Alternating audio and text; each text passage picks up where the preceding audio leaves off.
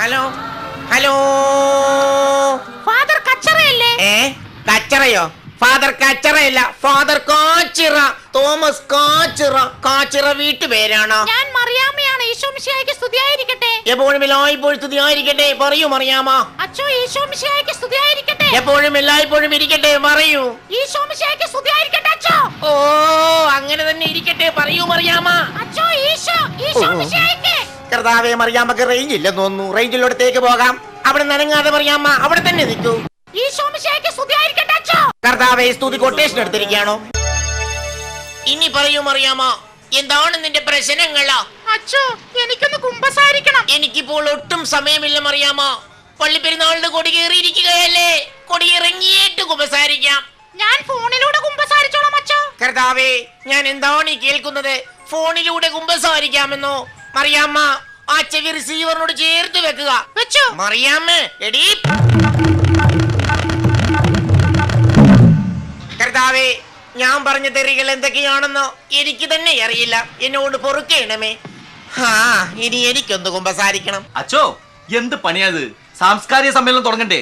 എങ്കിൽ പ്രസിദ്ധേന്തിയെ വിളിക്ക്. അയാളെവിടെ? പ്രശാന്തിയാ? പ്രശാന്തിയല്ല, പ്രസിദ്ധേന്തി. പെരുന്നാൾ നടത്തുന്നയാളെ പ്രസിദ്ധേന്തി എന്നാണ് വിളിക്കുന്നത്. ആ ഉവ്വ, അയാൾ ഒടുക്കത്ത പിശുക്കനല്ലേ.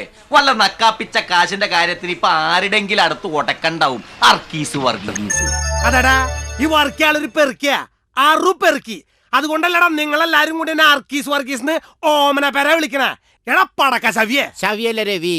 എടാ ശവി രവിയെ, നിനക്കേ ആട്ടുംകാട്ട പുളിങ്കുരോ നല്ല പറക്കി തരണേ. പിന്നെ നല്ല പെടക്കണ 1-ന്റെ 5-ന്റെ നോട്ടല്ലേ? എവിടെ? എനിക്കറിയാൻ പാടാണ്ട് ചോദിക്കാം. നിന്നെ ആരെ വെടിക്കെട്ടുകാരനാക്കിയേ? തന്റെ അപ്പൻ. എന്റെ അപ്പനെ പറഞ്ഞാണ്ടില്ല.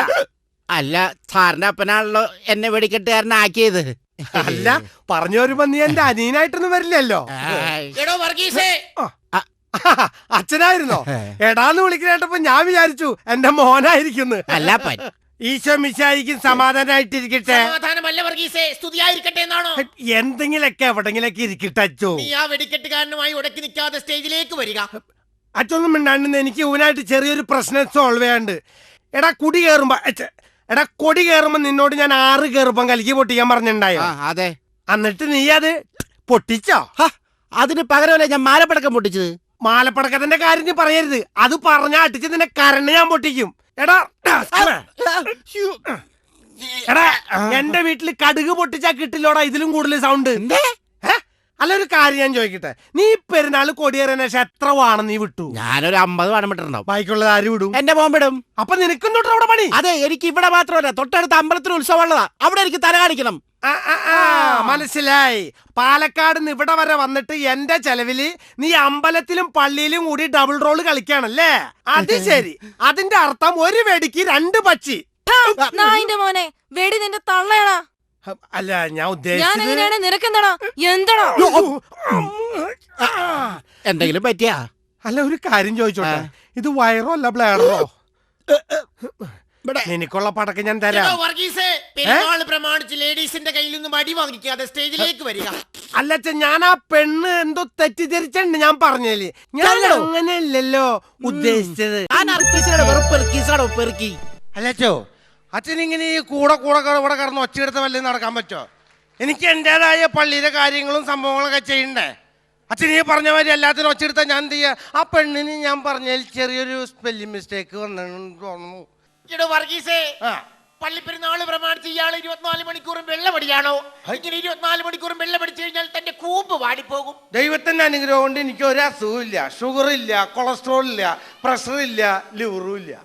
ലിവറുമില്ലേ? പിന്നെന്താ, എല്ലാം ചെക്ക് ചെയ്തപ്പോ ദൈവാനുഗ്രഹം കൊണ്ട് എല്ലാം HIV പോസിറ്റീവാ. താൻ ഈ ഇടവക്കാരോട് പറയണ്ട. അതൊക്കെ പോട്ടെ വർഗീസേ, നമ്മുടെ ഈ പെരുന്നാൾ ഉദ്ഘാടനം നടത്തണ്ടേ? പഞ്ചായത്ത് പ്രസിഡന്റ് ഇതേവരെ കണ്ടില്ലല്ലോ. നിലവിളക്ക് കൊളുത്തണ്ടേ? അത് ഞാൻ ചെയ്തു.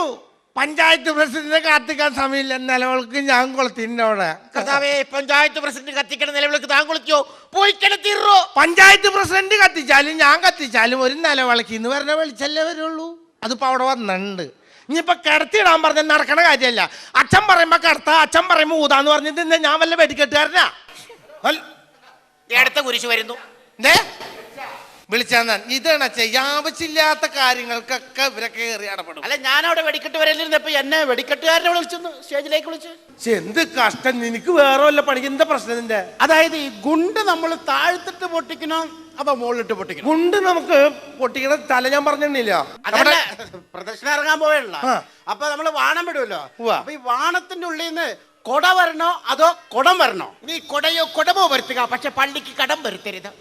അത് പറഞ്ഞേക്കാം. അച്ഛന് ഞാനൊരു ബെൽറ്റ് കൊണ്ട് കരുതിയിട്ടുണ്ട്. അത് നിന്റെ അപ്പൂപ്പന്റെ മുതുകത്ത് വെച്ചാൽ മതി. അച്ഛൻ നിങ്ങൾ ഈ വെറുതെ തല്ലുകൂടി ആൾക്കാരെ കൊണ്ട് ഓരോന്ന് പറയിപ്പിക്കില്ല. നിങ്ങൾക്ക് വേറെ പണിക്ക് പോയി കൂടെ? വേറെ പണിക്ക് പോയായിരുന്നു, പക്ഷെ ബസ് സമരം അല്ലേ.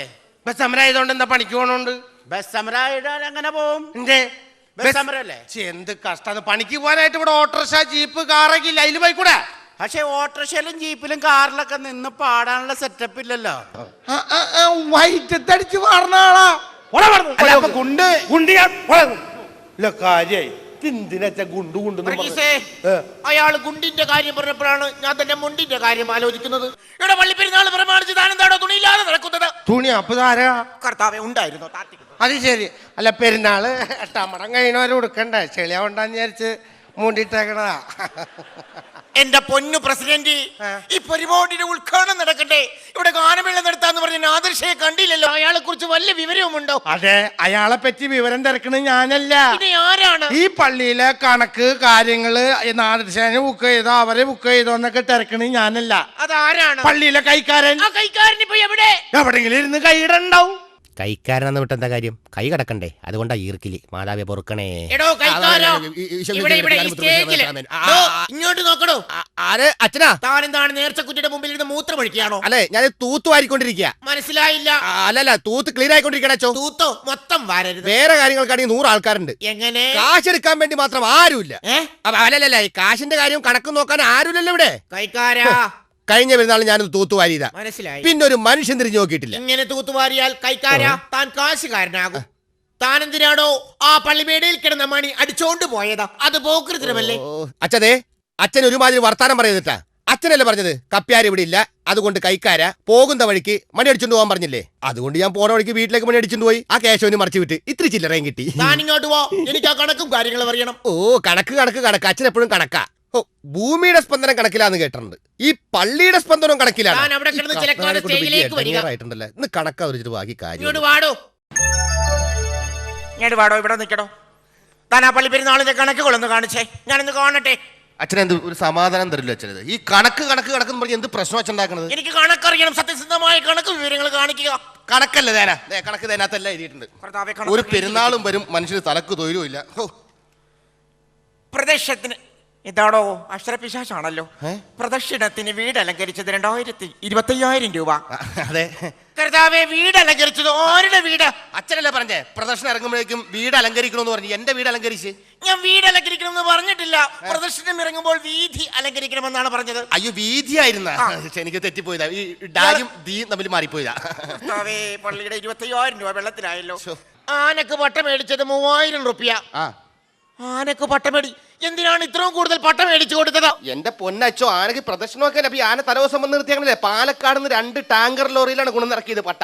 ആനക്ക് എന്ത് പട്ടയാണ് താൻ കൊടുത്തത്? കുടിക്കണ പട്ട. കർത്താവേ, ആനക്കാരെങ്കിലും കുടിക്കണ പട്ട കൊടുക്കുമ്പോ പിന്നെ കഴിക്കുന്ന പട്ടയില്ലേ കൊടുക്കാൻ പറഞ്ഞത്? അതായിരുന്ന കർത്താവേ, എപ്പോഴും തെറ്റിപ്പോച്ചോ. പള്ളിയെ മുടിപ്പിക്കാൻ വേണ്ടിയ ഒരു കൈക്കാരൻ.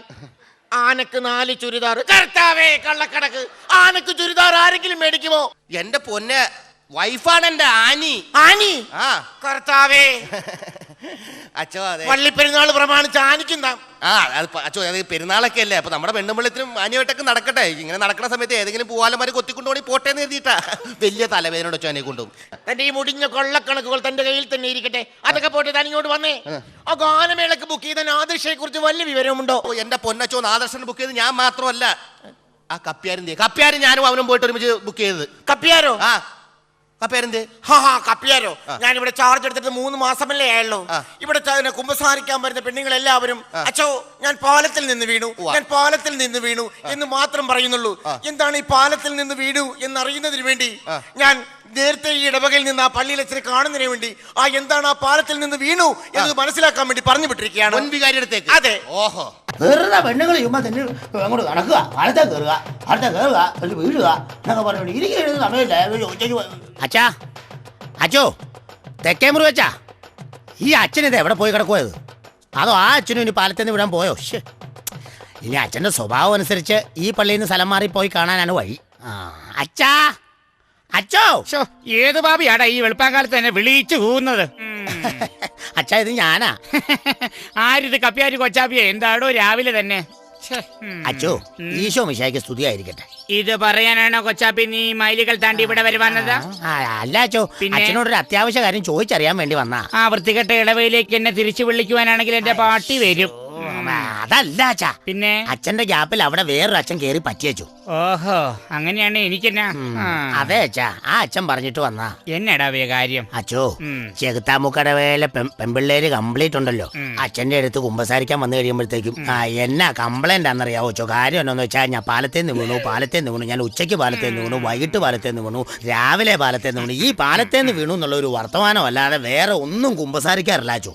അപ്പൊ അച്ഛൻ അറിയാമെങ്കിൽ ഒരു കാര്യം ചെയ്യ്, അച്ഛൻ ഇത്രയും കാലം ആ പള്ളിയിൽ ഇരുന്നതല്ലേ, ആ നാട്ടിലെ കെട്ട പെണ്ണുങ്ങൾ ഈ പാലത്തേന്ന് വീണു എന്ന് പറയുന്നതിന്റെ അർത്ഥം എന്നാന്ന് അച്ഛനൊന്ന് പറഞ്ഞു തന്നാൽ വളരെ ഉപകാരമായിരിക്കും. അത് എന്റെ കപ്പിയാരി, അത് പുറത്തു പറയാൻ പറ്റുന്ന കേസല്ല.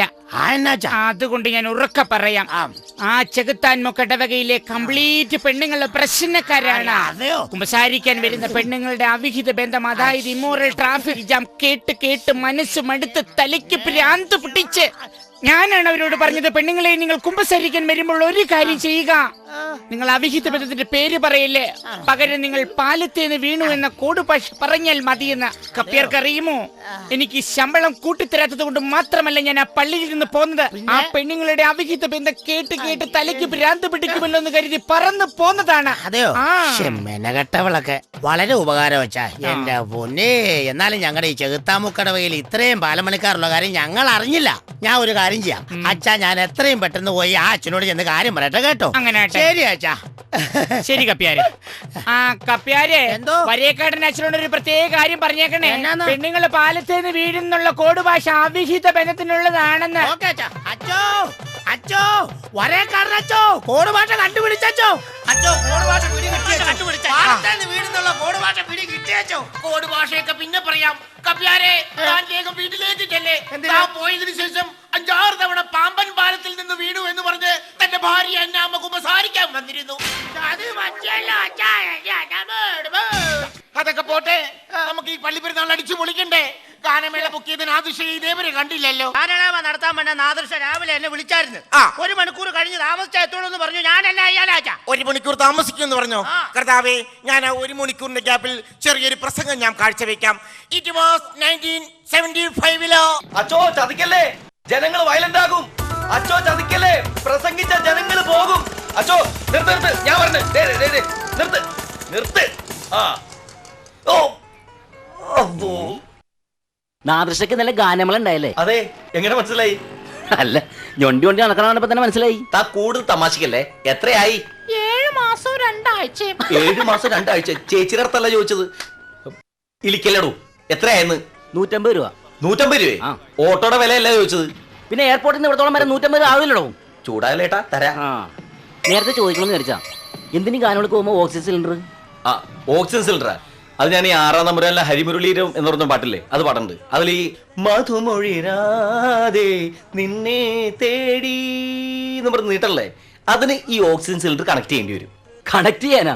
എവിടെ കണക്ട് ചെയ്യുന്ന വെച്ചാൽ അത് വേണ്ട, അത് സീക്രട്ട്, പാട്ട് സീക്രട്ട്. തൽക്കാലം ഇത് വെച്ചോ. അല്ല, അപ്പൊ ബാക്കി താൻ വെച്ചോ. ബാക്കി 50 ഇങ്ങോട്ട് വരും. അങ്ങോട്ട് 50 രൂപ. തൽക്കാലം എന്റെ അടുത്ത് ഇത്രേ ഉള്ളൂ, ഉള്ളം കൊണ്ടൊക്കെ അഡ്ജസ്റ്റ് ചെയ്യും. ഇത്ര ഉള്ള? അത് ശരി, അങ്ങനെയാണല്ലേ. എന്നാ പിന്നെ ചേട്ടൻ ഇന്ന് ഹരിമുരളിയമ്മ പാറണ്ട, ഓക്സിജൻ സിലിണ്ടർ എന്റെ കയ്യിലിരിക്കട്ടെ. അയ്യോ ചേട്ടാ, വണ്ടി വിടല്ലേ. അയ്യോ, എന്റെ സിലിണ്ടർ, എന്റെ ഹരിമുരളി. കുറച്ചോടെ കഴിഞ്ഞ പരിപാടിയുടെ കമ്മിറ്റിക്കാരി ഓടുപ്പോ പുറകെ തന്നെ ഉണ്ടല്ലോ. അച്ചോ, അച്ചോ, രക്ഷിക്കണേ അച്ചോ. നന്നായി വരട്ടെ. എഴുന്നേൽക്കൂ, നല്ല കുരുത്തമുള്ള പാട്ടുകാരൻ. കൈ മാറ്റച്ചോ. ഞാൻ ആ കല്ലെ തെറ്റി അബദ്ധത്തിൽ അച്ഛന്റെ കാച്ചോട്ടി വീണതാ. കുരുത്തം കെട്ട പാട്ടുകാരൻ. ഹലോ, എവിടെ പോയി കിടക്കണം അറിയാൻ പാടില്ല. എന്ത് പറ്റിന്നാ? ഇവിടെ പരിപാടി തുടങ്ങി, ഇവിടെ ഗാനമേളയും തേങ്ങ ഏറ്റുന്നിട്ട് എവിടെ കിടക്കണേ? അല്ല, ഞാൻ 1 മണിക്കൂർ വൈകി വരുമെന്ന് ഞാൻ പറഞ്ഞിട്ടുണ്ടായിരുന്നല്ലോ. 1 മണിക്കൂർ നേരം വൈകി വരുന്ന ഇവിടെ പറഞ്ഞിട്ട് കാര്യമില്ല. അച്ഛൻ്റെ അടുത്ത് ഞാൻ വിളിച്ചു പറഞ്ഞേ ഫോണിൽ അച്ഛൻ്റെ അടുത്തല്ല, ഞങ്ങൾ മാന്യമായി കറക്റ്റ് ടൈമിൽ പരിപാടി നടത്തി. ഇതിലും തന്നെക്കാളും വലിയ കലാകാരന്മാരെ ഗാനമേള ഞങ്ങൾ ഇവിടെ നടത്തിയിട്ടുണ്ട്. ഈ പള്ളിയിൽ ആര് വന്ന് പാടാനാണ്? ഈ പള്ളിയിൽ ഞങ്ങൾ കൊണ്ടുവന്ന ഒരു നല്ലൊരു ഗായകനുണ്ടല്ലോ, മറ്റേ താടിയൊക്കെ വെച്ചിട്ട് AC ജോസ്. AC ജോസോ? ആ, അതായത് രാഷ്ട്രീയക്കാരനാ? ആ താടിയൊക്കെ വെച്ചിട്ട് മറ്റേ പാട്ട് പാടില്ലേ, പ്രസവദിനം വീണ്ടും, ആ പാട്ട് പാടിയ ആള്. പ്രമദവനം വീണ്ടും ഏതെങ്കിലും ഒരു വനം പാടിയത് ദാസേട്ടൻ, യേശുദാസ്. ഏത് യേശുദാസ്, AC ജോസ് അല്ല. ആ അതന്നെ ആ. അതന്നെ. പിന്നെ അതേമാതിരി ഞങ്ങൾ കൊണ്ടുവന്ന ഒരു പെണ്ണിനെ കൊണ്ടുവന്നു. ഏത് യേശു ജാനകി. എസ് ജാനകി. എന്തായാലും ഞങ്ങൾ ക്രിസ്ത്യാനികള് പെരുന്നാൾ നടത്തുമ്പോ ആ പേരിന്റെ മുമ്പിൽ ഒരു യേശു വയ്ക്കും. അപ്പൊ ഉണ്ണിമേനം പാടിക്കഴിഞ്ഞാൽ നിങ്ങൾ എന്ത് ചെയ്യും? ഉണ്ണിയേശു. അപ്പൊ ഇപ്പൊ എന്റെ പേരെന്ത് ഇട്ടേക്കണത്? നാദർഷ എന്ന് പറഞ്ഞിട്ട്. യേശുനാഥ്. ഏ യേശുനാഥ്. അപ്പൊ നാദർഷ എന്നല്ല അനൗൺസ് ചെയ്തേക്കുന്നത്. ഓട്ടർഷ ഒന്നും ഞങ്ങൾക്ക് വേണ്ട ഇവിടെ. അത് ഞങ്ങൾ ഈ വാലും മുറി എന്നൊക്കെ പറഞ്ഞ ക്രിസ്ത്യാനികൾ വിലയുള്ള ആൾക്കാരെ മനസ്സിലായ. ഞങ്ങളിപ്പോ ഉദാഹരണം പറഞ്ഞുതരാം. ഇപ്പൊ ചുരുക്കത്തിന് തന്നെ ഈ ഇടവകയിൽ ഏറ്റവും വൃത്തികെട്ട രീതിയിൽ പാട്ടുകുർബാന നടത്തുന്ന അച്ഛനാണിത്. ആര്? ഈ അച്ഛൻ എന്താ, അതുകൊണ്ട് അച്ഛനേക്കാൾ റേഞ്ച് കുറച്ച് നീ പാടിയാൽ മതി. അങ്ങനെയുള്ളൊരു കലാകാരനെയാണ് ഞങ്ങൾ കൊണ്ടുവന്നേക്കണേ. അപ്പൊ തുടങ്ങല്ലേ? തുടങ്ങിക്കോട്ടെ. തുടങ്ങിക്കോ. ഏതാ പാടാൻ പോണേ? ഭക്തിഗാനം പാടാം. അതെ, ഭക്തിഗാനം നല്ലതാ. ഒരു വഴിക്ക് പോകുമ്പോ എപ്പോഴും അതിന്റെ രീതിയിൽ പോണം. ഏതാ പാട്ട്? ഞാൻ സത്യനായക. അരെ, സത്യനായക പാടാം. സത്യനൊന്നും ഇനി നായകനാക്കാൻ പറ്റില്ല, മരിച്ചിട്ട് കാലം കുറയില്ലേ. എന്റെ പൊന്ന് ചേട്ടാ, ആ, യേശു പുറകെ വരും ഈ പാട്ടില്. യേശു പറഞ്ഞോ? പിന്നെ എവിടെ?